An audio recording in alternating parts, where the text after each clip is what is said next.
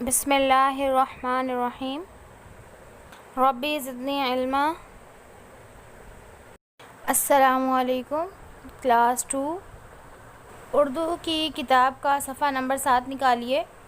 سوال نمبر 5. ان لفظوں کا مطلب سمجھایا گیا ہے آپ کو. نمبر 1 پہ ہے عبادت. عبادت کا کیا مطلب ہے؟ بندگی. اللہ کے آگے سر جھکانا جیسے نماز پڑھنا عبادت ہے. نمبر 2 پہ ہے حلال. جس کام کو کرنے کی اجازت ہو جیسے گائے کا گوشت کھانا حلال ہے. نمبر 3 پہ ہے حرام. حرام کسے کہتے ہیں؟ جس کام سے منع کیا گیا ہو جیسے رشوت لینا حرام ہے. نمبر 4 پہ ہے جاندار.